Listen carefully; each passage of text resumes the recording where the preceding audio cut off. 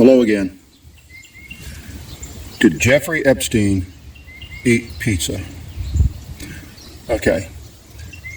I don't think there's anyone on planet Earth that doesn't believe he was guilty of everything he's accused of.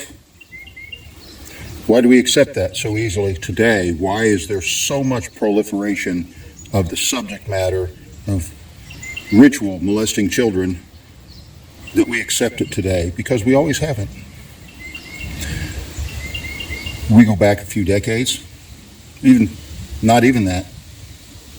Go back about 10 years, and we heard about Pizzagate, and that was a story about people running this pizza shop being related to the matter of collecting children and torturing them and sexually abusing them and stuff. And then it got turned in the media into just something that tinfoil hat wearers were blowing up because they must not have liked this guy's pizza or something.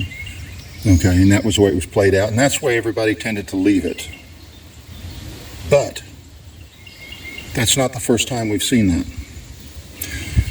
We go back decades earlier to something called the McMartin School incident, preschool, involving the same thing, ritual abuse and sexual abuse of children.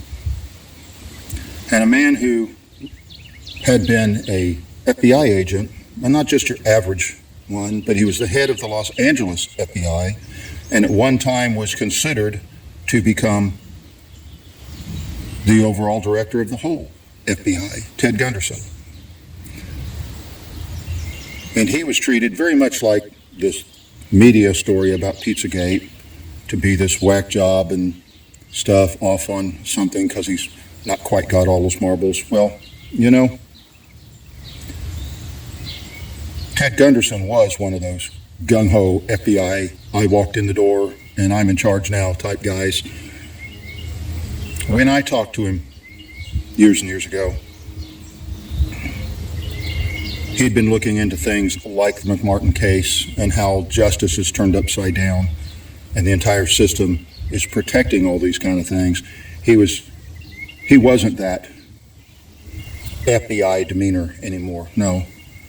He seemed kind of frazzled, but he did not seem to be out of his mind, and he did not come off to me, and like I said, I talked to him personally.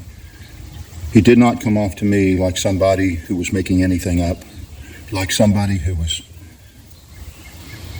he had seen enough of it and seen so much it was wearing him down. But the McMartin School was played up into just stories little kids, little 5 and 6-year-olds were telling people and making up in their imagination, and silly adults took it like it was true.